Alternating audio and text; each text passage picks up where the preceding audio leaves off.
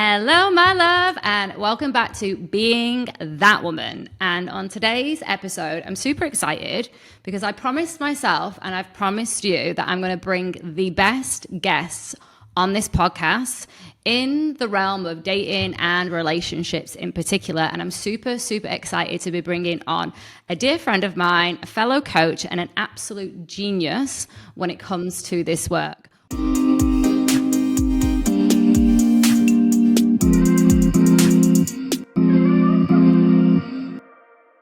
Welcome to Being That Woman, Sam Gibbs. Thank you so much. So glad to be here. Been looking forward to this for a long time. Yes, I, in particular, love the conversations that we have. And I couldn't think of a better person to bring on to talk about men and women on the same podcast. And I'd love for you to just start with a little introduction to anyone who might not have heard of you and their, first time listening to you. Who are you and what are you passionate about in the world? Who am I? That's an ever-evolving question. It's always like the one that throws me off. I would say what I see myself as a husband, soon-to-be father, dog father, leader, guide, space holder. Yeah. I was told that I was a gem of a man the other night. I like that one. I'm a seeker too. I'm constantly seeking, constantly open, constantly seeking out truth. I think truth is when they say the truth will set you free, that I've heard that for my entire life, and probably in the past 3 years, it's really landed as what truth is and how it will set you free. It's so freeing just to be willing and able to see the truth and experience truth, because there's really nothing to do. As long as you're seeking the truth, and it's confronting as fuck, there's no question about it. But I would say at the base of everything, I'm a truth seeker. And that's what I lead men to, is I lead men to seek their truth. And what I'm really passionate about right now, I have two things one is capacity, nervous system capacity. I mean, you and I have been in rooms and done basically, I think the root of all the work is how much capacity can you build in your system. Because it's just, capacity leads to magnetism, it leads to intimacy, it leads to truth, it leads to love. And if you have capacity for all that, you're probably going to have a pretty good life. And the second thing that I'm really passionate about right now is men in crisis. I watched that whole thing unfold with the Coldplay concert and that guy that was cheating at the Coldplay concert, Andy Cohen. And I was just that guy needs help. That guy, he's not, there's something going on inside that man that he needs some help to one, recalibrate his whole life and make a kind of rebuild something from crisis. But secondly, what led to that? What got to that point? And so those are the two things I'm super passionate about right now. I love this. So let's talk about that guy a little bit. I'd love to hear a little bit about what your version of what went down, because obviously we can only see from an outsider's perspective, but I know that you've been in the work of men's work, and I know that you are deeply passionate about supporting men. So tell me a little bit about what your perspective on the CEO and his infidelity. So we can let's call infidelity a crisis. So infidelity could be something like a DUI, it could be a similar thing. There's a different consequence, different emotions, different things involved. It's still a crisis moment. And what I've learned through my own experience with crisis and helping some other men through it is crisis happens when a conversation doesn't happen. And so that man held something in for so long. His wife was probably holding things in too. And he got to a point in his relationship where he, in his body and his mind, the capacity to hold or to have the conversation with his wife was not there, and he chose to step out of his marriage. And it ended very, very badly. A lot of people got hurt. He got hurt. And I think that the real thing about the infidelity is that there was a conversation wasn't happening and decisions weren't being made. And so what that's, you can call it cowardice, you can call it weak, you can call it scared, you can call it non-courageous, whatever you want to call it. There were moments that led to that in that marriage, his marriage, where there was conversations being swept under the rug, and both of them were holding some kind of decision in the balance that wasn't being made for too long, and then the universe, they chose to make another decision that ended up being very costly. There's no getting off the hook of this. There's no he was right or wrong or any of that. It was just that, again, things were avoided, emotions, feelings, conversations, and it ended that way. I love that perspective because it's very clear cut. There was an action which was infidelity, which went against his promise to another human being. And the reason he took that action was because there were other actions that he was in fear of making, and her too as well. Yep. And if we go even deeper than that, if we look beneath, okay, so what kind of conversations weren't happening and what kind of emotions weren't being expressed? Where do men often tend to avoid that bit? What's really going on for men? Yeah. Most men. Yeah. Most men are carrying deep shame, and they're riding the line of the story of I'm not enough. And so a lot of times when the wife or the girlfriend begins asking for needs or desires, or saying that the wife, and we don't know any of this, but just like what I see a lot is the wife was not having the experience of relationship that she desired. So then she begins to ask for that experience. And what to that man who is not initiated or unintegrated or too busy or doesn't want to do the work or face that, make that decision, have that conversation, he immediately goes into shame. And so then once he goes into shame, he begins to, shame will, he'll probably start to work a little longer, probably start to go to the gym a little more, like do things that are not infidelity, but avoiding the conversation, avoiding the marriage, because he feels like the wife is a nag. He feels like she's being quote unquote a bitch or too much, which, now we're getting into the big collective feminine wound is I am too much, and the big collective masculine wound is I am not enough. And so when those two things are there, like the wife probably feels after she asks for her needs or desires for, let's call it 2 years, she getting not met or getting gaslit maybe, like all these things, she's going to be like, wow, am I asking for too much? Like, I don't know. Like, like this man is not showing me that he can actually meet me here and hold me here. I'm starting to feel like I'm maybe too much. Like maybe there's not a man out there. And so then settling checks in. And then the man probably has a desire to, oh my gosh, my wife is not happy. Like things are going on. I don't know if I can do that. Like how can I be more intimate? How can I find time to be more present with her? How can I put my phone down more? All these things. And so he now trips into, I'm not enough. I'm less of a man. I gotta go somewhere else. So I have to avoid this constant mirror of shame that's in front of me. And so he chooses infidelity. And that just brings us back to that capacity piece, right? The capacity to be with the fears and the stories and what's coming up from both sides. And I really want the capacity to be with her questions and her experience. Yes. One of the hallmarks of a quote unquote conscious man is how well can you be with your external experience? Mostly your wife, your girlfriend, the feminine experience in front of you. How much of that can you hold without trying to fix, control, solution, or change? But then at the same time, I think from a woman's perspective is we've been so well conditioned to look outside of us for the answers. So sometimes there is a want for the man to fix it and to be a certain way because she can't hold herself within it or be witnessed in whatever it is in the ask without thinking that she's too needy or too much or being demanding or being a diva or being crazy or being wild. So I think there's a two-part piece where men often take the role as villain and women often take the role as victim. And I think that's conditioned. That's almost like the societal standard that women do belong in the victim role. And I know that, even from my own experience, I did that role really, really well for a very long time. So it was easy if I was sitting in that poor me mentality and men always treat me wrong and badly and no one's ever going to love me and I'm not enough and I'm too much and I'm difficult.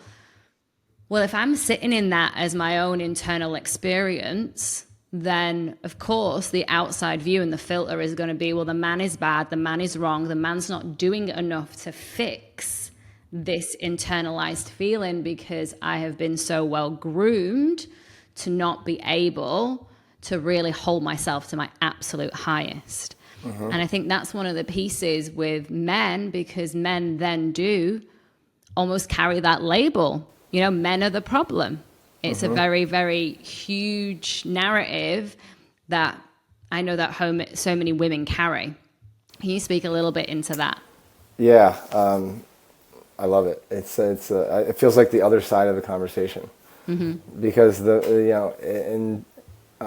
want to take a second to acknowledge that. Like, thank you for seeing that and bringing that up, because I think you're right. I think one is that it's been kind of programmed. Like, I think a lot of women, like early on, got told that men are bad.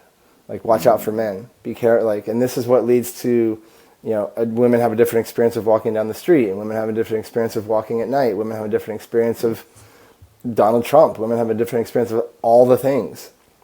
And I think that it's rooted in that a lot of, and I think there's like a societal thing here where 50, 100 years ago, where a lot of this started, is that women were having a really bad experience of men. Yes.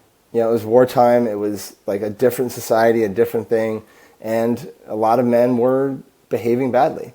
And so women had this is now into the collective, that men are the problem. And so I think that one thing I know about victimhood is that it's oftentimes, especially for a woman, it's a lot easier to be angry. It's a lot easier to be a victim than it is to be angry. For men, it's kind of the opposite. It's a lot easier to be angry than it is to be a victim. Because victim feels like a weakness, and men really struggle with that.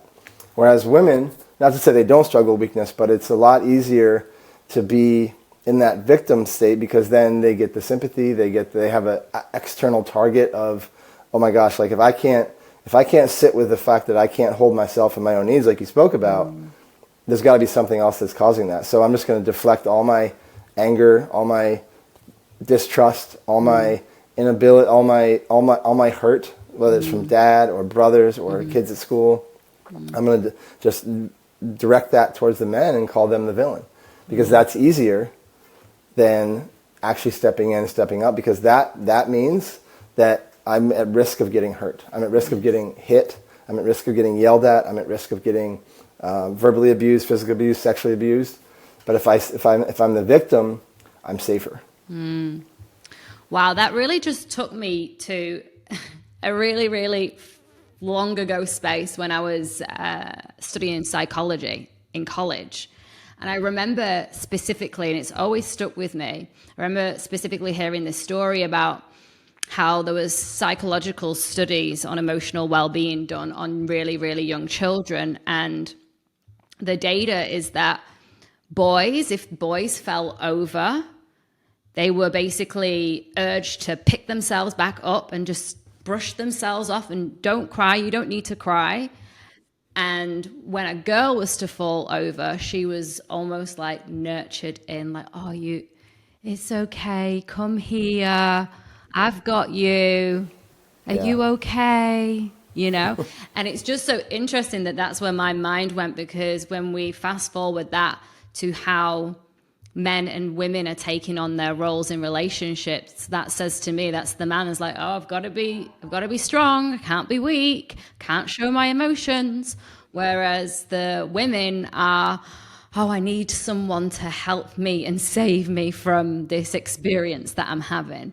And we also have that in the way we dress, what we choose to do with our time, how we show up in the world, in our vocations. And there's such a strong, almost like, this is how women are and this is how men are, and that's just the way it is, and that is how we quote unquote should be.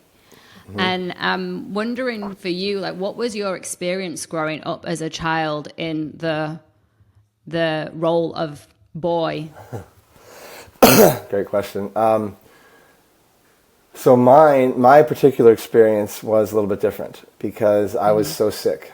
I had severe asthma, severe food allergies. So I actually, I didn't get the pull yourself up, throw some dirt on it, cover up, don't cry. It was always, my mom was almost a helicopter parent because there was always a fear of, he's not breathing, he just ate a peanut, he's having an allergic reaction. There was like, I'd say out of the first 15 years of my life, I probably spent a total of like a year or two in the hospital. Wow. Just 3 weeks at a time, 4 weeks at a time. Because I had to be in the hospital because of the oxygen, and the air outside was all full of pollen. And so I had a little bit different experience of, it's almost beyond nurturing and saving. And so I had to unwind this thing about being saved by the feminine. And so, but speaking to the overall experience, I think that you're right, that difference is so, it's a gap. And I think too, like, there's another thing that I was thinking as you were talking is that, women have that like nurturing, like, oh my, like, help me, save me, like, oh my God, you're cut okay. And men are like, get up and do it, get up and like dust it off. I think that what's happened too is there's an expectation that's been indoctrinated a little bit of men of like, if they don't do it right, then they're doing it wrong, and it's the villain. Like, one of the things I see in a lot of men's work is that if he can't hold me the way that I like to be held or need to be held, it must mean he's a little boy. He hasn't done the work and he's not a man. And so immediately he becomes the problem and the villain again. Because like the man is expected to hold this like grand expression of the feminine, which a lot of times can be the dark feminine, the shadow feminine. And if like you can't hold all of my, like, this anger that we're talking about, this like, you're the, like, just this holding that a lot of women have that haven't done a lot of work, is that men are evil, men are bad. And if you can't hold my rage at you, you must be a little boy and not a man. And so that's where I think a lot of that gap you speak of manifests itself in adult relationships. Yes, and also I think one of the bigger pieces here is projection versus being able to be in your emotion and share what's true without blaming or shaming the other, and or expecting them to figure it out and fix it, because it's scary to really be with whatever is coming up for us, because on a nervous system level it does threaten our survival, and those big, really intense feelings that so many women, I'm going to speak for women, have very much been conditioned to, run away from and be in fear of. And I think one of the questions I have that I'd love for us to explore, that I know will be so rich for anyone who's listening, is the conversation about polarity and really what is going on within the landscape of polarity, and how it's actually, affecting relationships versus harmonizing them. Yeah, it's so important. It's I think it's probably where a lot of long-term relationships fail, is because like, oh, it's like I'm married to my best friend. That's great, but you're still married to your best friend, right? It's not, you don't have a roommate. Like, you gotta hold on to the actual marriage thing. You gotta like I'm a year and a half into my marriage, and it's the polarity's there. But you can see, like, holy crap, this can get really easy. This could get really easy to stop dating, to like stay in the home and like do all the things that let it slip away. And so, to keep the polarity in a relationship is to keep it alive. It's to keep the intimacy alive. It's to keep the eros alive. It's to keep all that stuff. It's to keep the dynamic, the healthy dynamic of masculine and feminine. Like, we're talking about a little bit of a screwy dynamic that happens where, the woman's angry and the man then feels emasculated, so the polarity begins to shift a little bit. The man, not to say he gets fully into his feminine, but he dips in his masculine leadership. And so he begins to question himself, and she begins to take all the decision making, like, oh, she's got to plan all the days, she's got to do all the trip planning, like all these things that the man should be doing of like creating the structure in the container, begin to fall away because the man questions everything he's doing when he's constantly attacked and cut off at the knees. Yes.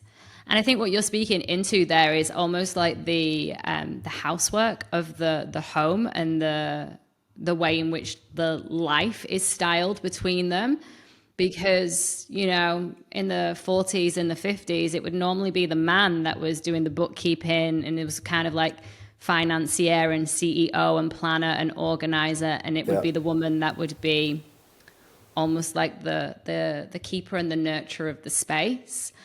And now there's almost like a role reversal where I mean, I'm just going to speak from my own client space, but of my married clients, 4 out of 5 of them are the breadwinner and are the provider financially.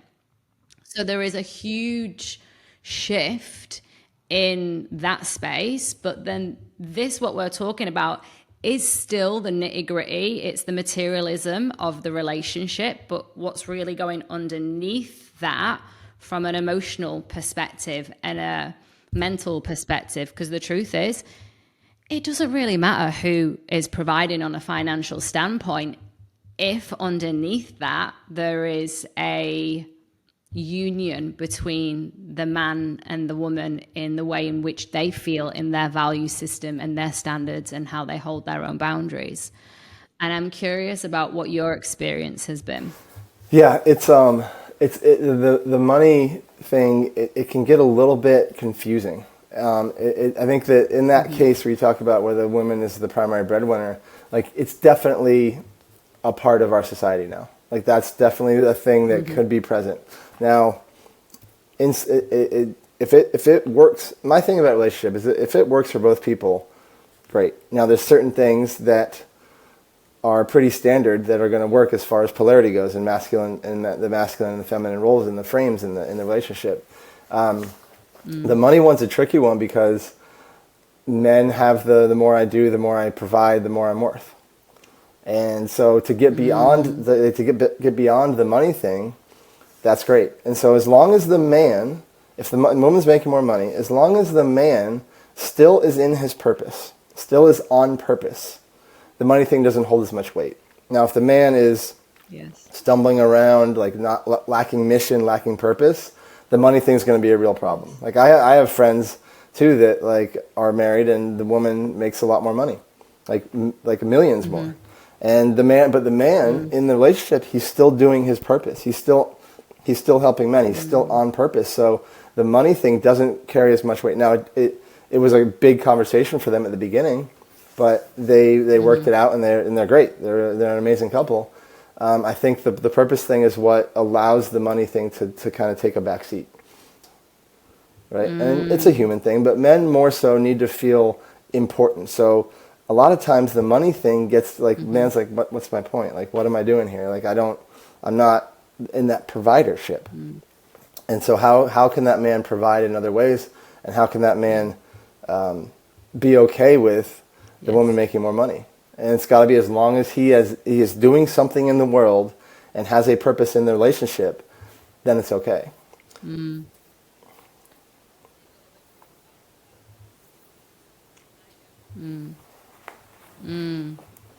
Talk to me a little bit more about purpose, because I know from my old background, I would imagine and assume straight away that purpose is directed at career.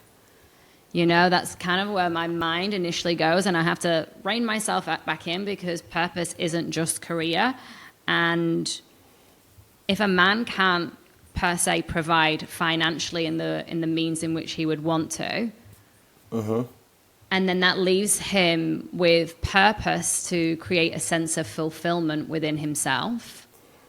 Is it just career, or are there other avenues that there can be a purpose-driven man that can fully meet his own, Maslow's hierarchy of needs? I mean, the first one that comes is fatherhood. Doesn't affect the financial like providership. If the man's purpose is strictly fatherhood. And now, a lot of couples, and this does come back to like how both people feel about money, right? If it's like, it doesn't matter to who's making the money.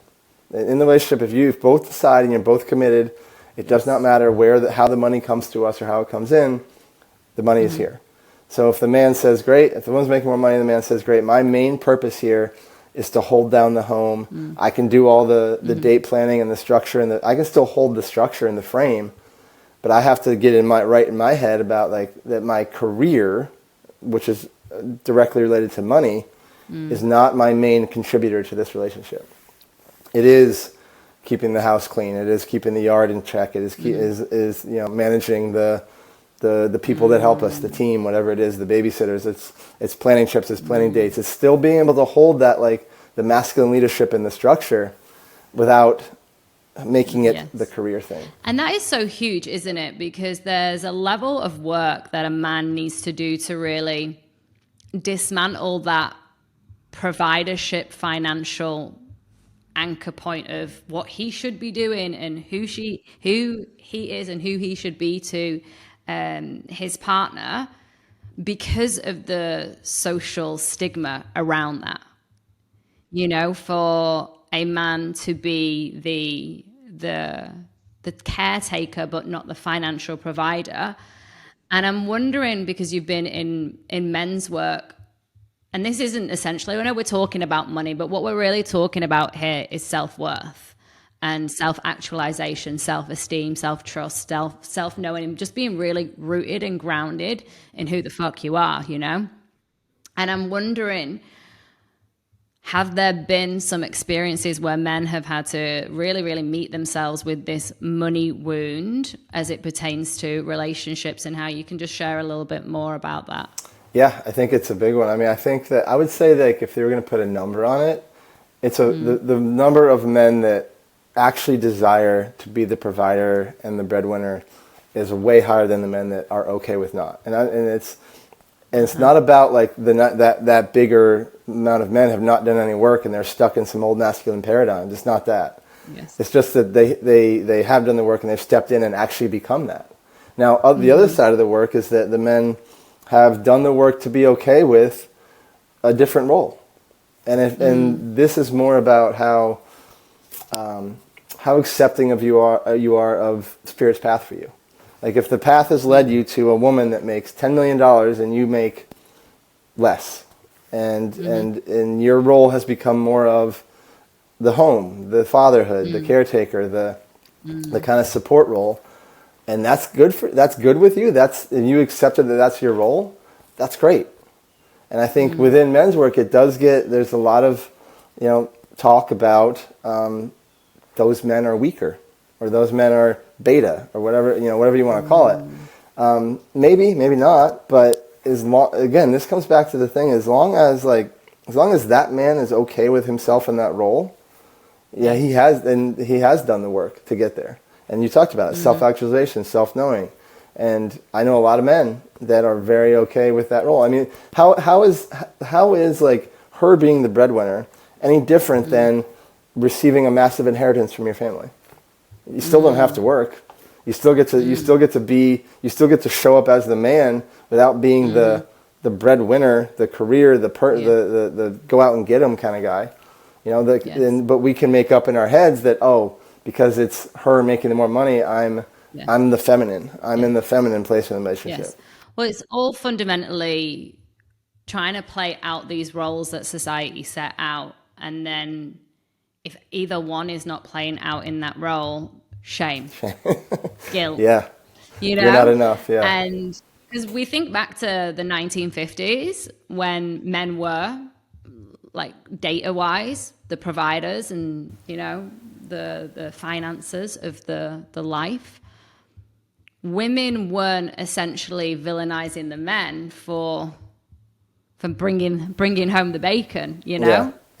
But yet, when the shift happens, there's a ruffle underneath, because there's identity that's been placed in the role, and there's almost like a superficiality or hierarchy when money is put on the table. And I'm just throwing things out here because I know for women now almost feel very empowered by this. Some women, of earning more than the man, and it's almost used against men in some lights. And I think that does come from, you spoke about it earlier, the history where women were victimized by men and treated poorly by men, and women weren't allowed a cash card up until the 1970s. If she was a single woman, she had to be married and her husband had to accompany her at the bank. And there were certain roles that women could only apply for. So there has been a suppression of women, and it's almost like come out now in extra fold where, there's boss babe culture. But yet at the same time, what's really interesting is we're seeing an even bigger rise, shall I say, in women who are exhausted, burnt out, infertile, resentful, don't have any time for themselves, doing it all, can't ask for support, feel weak asking a man. There is also that. And then also that's creating a bump in relating with each other. And I definitely see this in the women that I work with when it comes to dating. It's like, these are my standards and that is it. If he is not that, then out. And it's almost like, one date, and if he's not hitting certain things, he's out. And there's this energy of a woman that is hyper boundaried, very, very specific, but to the point of she doesn't really get to really A, show her heart, B, feel his heart, because there's this like dream list of expectations that she's looking for. And if he isn't these, then that means he's fill in the blank. He's a waste of time. He's a cheater. He's not worth it. He's not marriage material, you name it. And I'm curious for you, where do you think the fundamental issues are in dating specifically? Because I've heard you share before that the dating experience is kind of like the launch pad for how the relationship's going to be. And I'd love for you to share a little bit more about that. Yeah, I think it comes down to a lot of impatience. I think it's like no one gives it time to kind of marinate and evolve. Yes. It's like, if he's like first date, he's not the one because of one thing, or I think we've been sold this idea of the one, which I'm experiencing it. It's true, but we've been sold this idea of we have to find it. I didn't find it until I was 48 years old. She was 41, and so. I think with dating, it's impatience because, like you said, all these things, and just immediately sit down at the table for the first date, and the checklist starts ripping off. Yes. And it's like, oh, okay, and there's watching, vigilant, and I think that with dating, as far as what you were speaking to, is, we look for these kind of the superficial almost, or the societal check marks. And we kind of forget to look at the capacity, for example. Yes. We don't look at how can this guy receive me? Is he asking more questions about me, or is he talking about him? There's these kind of underneath personality, emotional markers too that a lot of times get overlooked. And then from the man's perspective, there is, did she plan the date or did he plan the date? Yes. Look at that. There's things that happen in dating that one is this feeling of we have to rush to marriage, or we have to rush to the end point, whatever that is. Mm-hmm. And so there's not a lot of patience, and there's not a lot of letting things unfold. And so I think, as you talked about, these women have these, and I think men do it too, but they have these ideas in their head, and if it's not the perfect thing, there's no, it's done, bye, see ya. And so, and the man has a tendency to, a man that is truly in his leadership, in his masculine, you'll feel that on the date. You'll feel that your nervous system will relax, you'll feel safe, you'll feel calm, you'll feel listened to, you'll feel heard, seen, led, all the things. And then that's the biggest buying sign. There is not, the other things that we make up on that checklist. Well, the checklist makes so much sense. I know that I put a reel out on Instagram that attracted 25,000 saves on it. Wow. So 25,000 women saved this dating checklist down. And it was just so shocking, but also not surprising that women need the guidance of what the right thing to do is, and what the right man is, and what makes for a right date, that she would need to save that down. And what I also love is the classic checklist wasn't, does he have a nice car? Is he, marriage material? Are his mum and dad married? It was none of those pieces and just more from an emotional standpoint, which is great. And I see what women do. I see that women have the impatience, we have the urgency because we don't want to be left on the shelf and we're running out of time, and the biological clock that has women's nervous systems in a state of urgency. And I totally get it, because this has also been my experience, especially in my early 30s up until probably about a year and a half ago.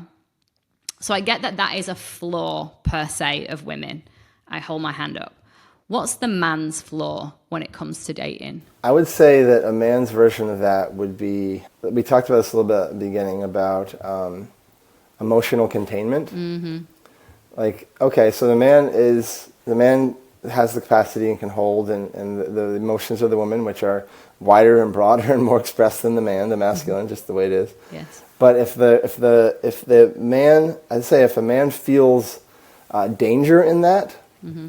like uncontainment from the emotional side of like, I'm going to be responsible for the victim mentality in the woman, would be a big one. Mm-hmm.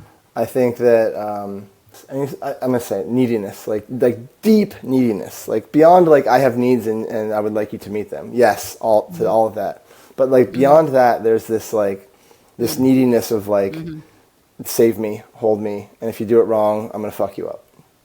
And so I think those are two big things that, I mean, and I can look at things like, I remember when I first moved to Austin, I was going on dates, and like 4 dates in a row, I sat down and these women like started ordering whiskeys and drinking a lot, and then after the date had to smoke mm-hmm. cigarettes, like after dinner, and I'm like, what is going on here? Like that's clearly for me like a floor. Mm-hmm. So women have the checklist, men have an idea of what it is. Like who is this woman? How do I feel around this woman? How do I see her? Like if we're talking like serious dating, how do I see her as a wife, as a mother?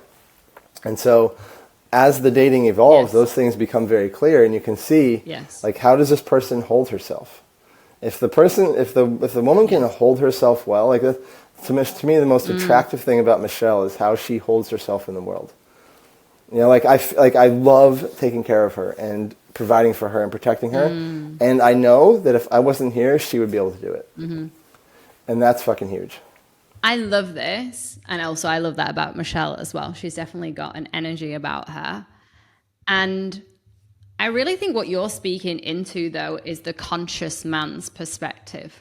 Yeah, I think a conscious man does look for marriage material, whereas the unconscious man is seeking comfort and something easy. And that's probably why an expressive woman who has her opinion, who has money of her own, who shows an emotion might feel to him like too much, because he's looking for comfort. He's not truth seeking, he's comfort seeking. And to him, comfort equals an easygoing woman that's going to shut up, that's going to do as I say, that's going to look the part as well, and is just going to be an easy ride, and it's going to be just someone that I can essentially have life with, build a life with, that isn't going to actually take from me.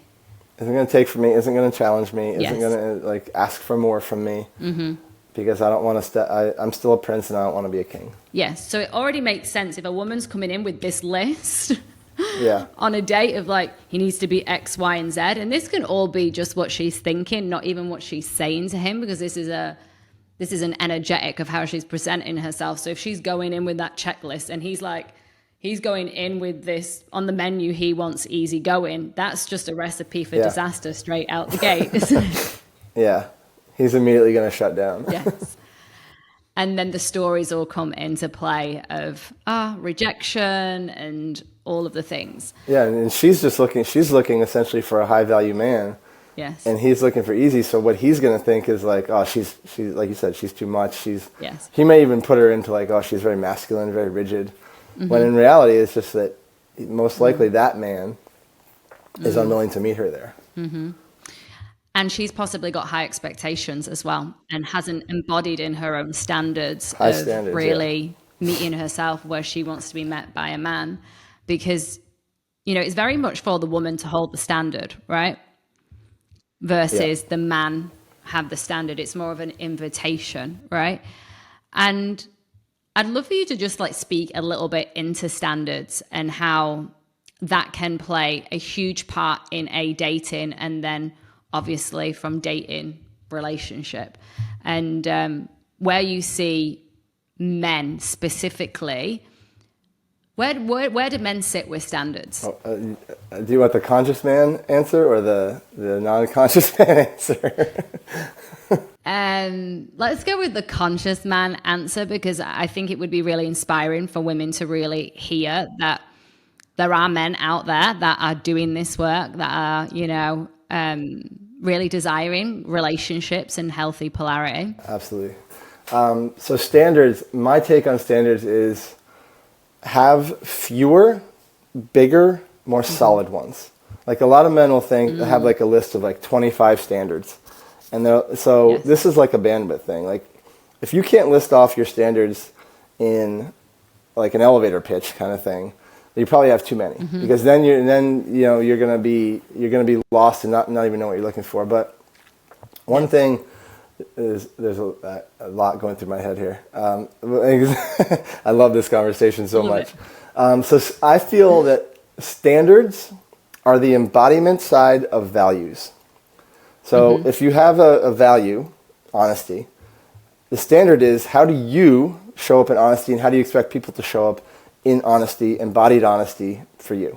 And so the standards allow the conscious man, to have a strong spine and a soft front of his body, because he can fall back on his standards all the time. He knows in his body and his life and he holds himself to the 6 or 7 standards that are important to him, which allows him to not be rigid and tight and closed off.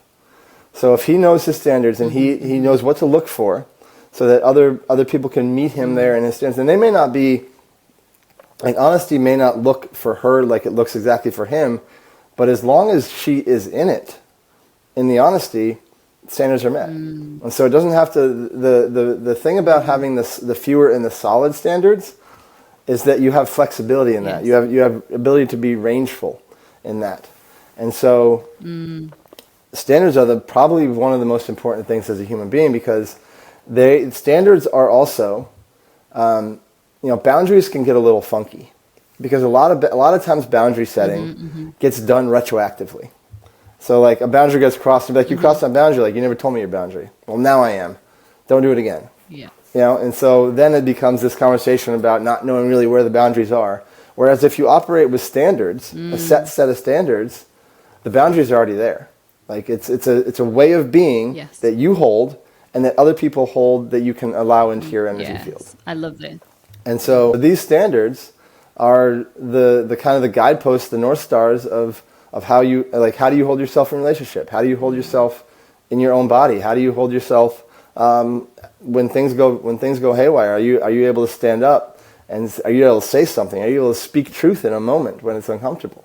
Yes, I love this. One of the best things I've ever heard one of my mentors share is, standards are who we say we are in the world, and that really landed for me, because the standard starts with our own mental and emotional capacity for ourselves, and how we really, steward ourselves in the world, and people feel that and people can sense it. And then that is that's why boundaries are not hard work when you have standards. It's more of a living, breathing experience that, someone has met themselves with. And I think that's why it's really important that both men and women are in the work. And as we close out, I'd love to ask you one final question. And that is, let's say that Sam is speaking for all men in the world, whether unconscious or conscious men. What's the one thing, if you were to speak for all men, what is the one thing that you would want women to hear? This is tough, because there's like the unconscious and the first thing that came to me was, we got you. And then that now separates the men from the boys. Because there's 2 forms of we got you. One is, I got you no matter what happens. And the other one is, I got you as long as things go my way. That's the differentiator between, fully integrated, conscious, capacity man versus a man with no capacity, not conscious, unintegrated. Yes. Okay, I have one more. Okay. Sneak another one in. What's the one thing that men want to hear from women? Ooh, you're doing a good job. Beautiful. You're doing a great job. Thanks. I got you. This has been such a wonderful conversation. I've absolutely loved it. And I just love that I know that so many women are going to be also more than likely sharing this podcast with their men, and that men get to hear the medicine on this podcast as well. And if any of those men or women want to reach you, where is the best place to hear about you, your work, and just soak up more of the medicine? Yeah, thank you very much. First, before I get there, I just want to say thank you so much for creating this space and being willing to having these conversations. You've always been willing to ask the challenging questions, and we've had some deep conversations on and offline. And I'm so glad to see that you've created the space for these conversations to happen out in the world. I love you so much. Thank you. I receive. Find me, Sam Gibbs Morris on Instagram, and then I just built a new website, samgibbsmorris.com. Amazing. Well, we will pop those details in the show notes. Thank you so much. It's been incredibly inspiring, and it's really, really it's touched me in a whole new way with the conversation with men and women and how we get to co-create and co-sign a wonderful life on this ever evolving and crazy planet. Yes. Thank you. Thank